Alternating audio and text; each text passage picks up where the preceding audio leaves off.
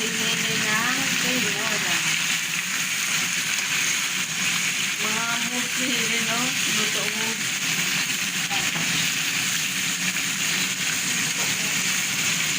Luto mo. Mga kamutyo, mga pinagpit ng luto mo.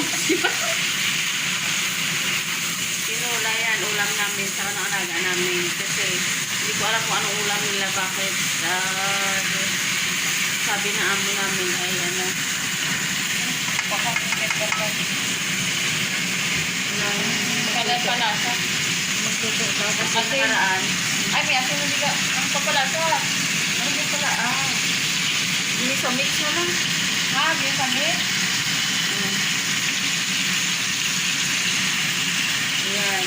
Hindi kami.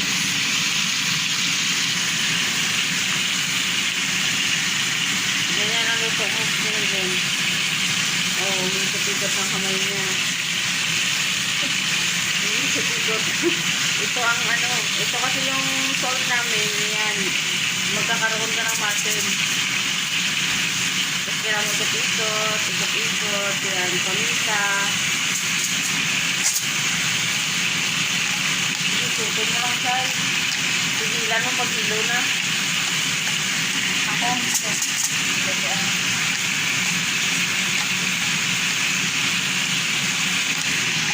Mga luto mo dyan ni mamang. Pag masarap ang luto nito, pili na ito mag-asawa ba? Sa stage ba na ito sili na kami, nag-bloom. Nag-bloom. Kumbaga sa ano ba? Sa Bulaklak ay ano yun. Ay ano gano'n. Nag-bloom eh. Nag-bloom. Alam ko lang yung dish eh. Ewan na rin sa Tagalog ba? Namumukad ka. Sa Ilonggo kami. Namukad ka daw. Namukad ka ng Bulaklak. Nilagyan niya ulit sa paminta. Wish ko lang sana hindi magkakakain ito. Bakit? Sige na siya lagyan ng paminta. Mas maganda pag manghang. Baka mamaya, sige na naman. Baka mamaya lagyan niya tulad ng paminta. Delikado.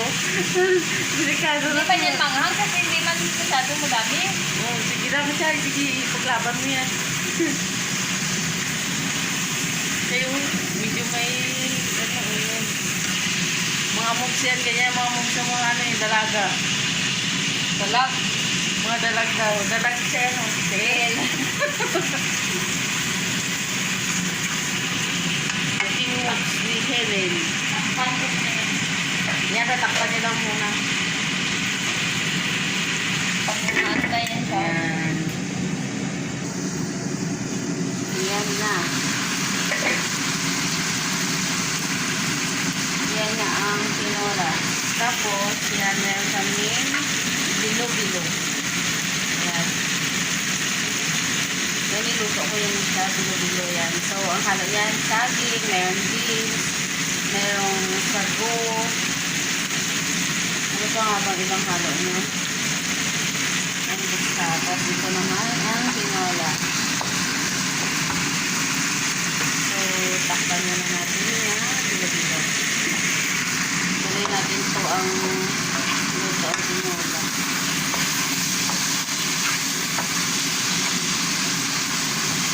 Ayan. So, mag-asal na water. Ang tinola natin walang papaya. Ano lang yung ilalagay ko? Malunggay. Yan siya. Kasi ito ang ulamin ng alaga namin daw. Kasi isang beses nagluto akong tinola. Binigyan ko sila kaya nagustuhan nila. So, dagdagan ko pa siya ng water para mas marami. Mahigit na sabaw yan. So, yan siya. And then, ang gagawin natin ngayon ay tatakpan ko. Yan.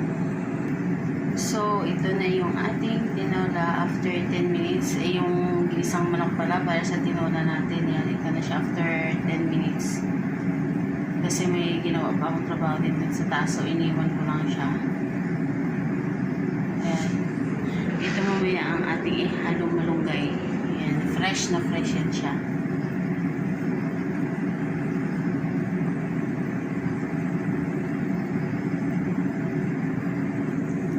Tikman natin ang lasa kung sakto na.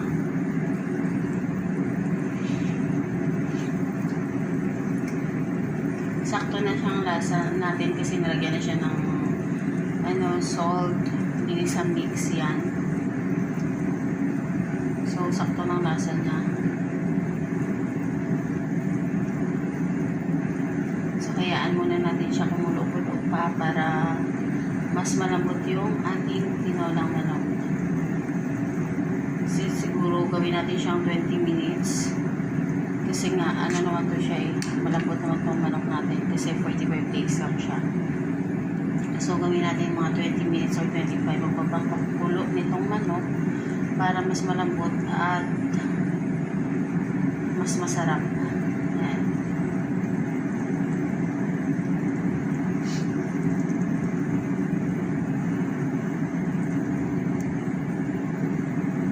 Pero, tatakpan muna natin siya.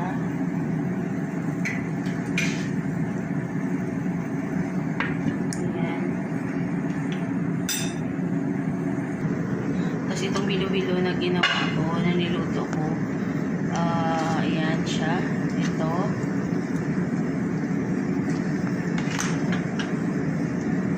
So, titikman ko na siya ngayon. Ayan.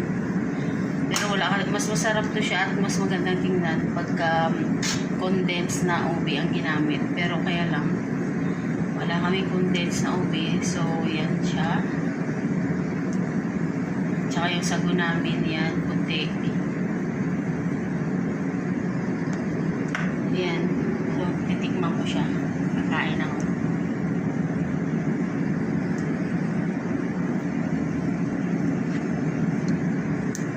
Yan, meron siyang saging, meron siyang beans, sago.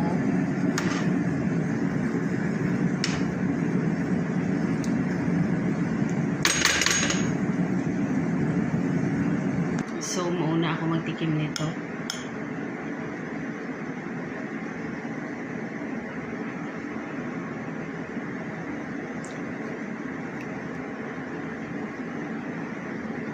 Ay, abang.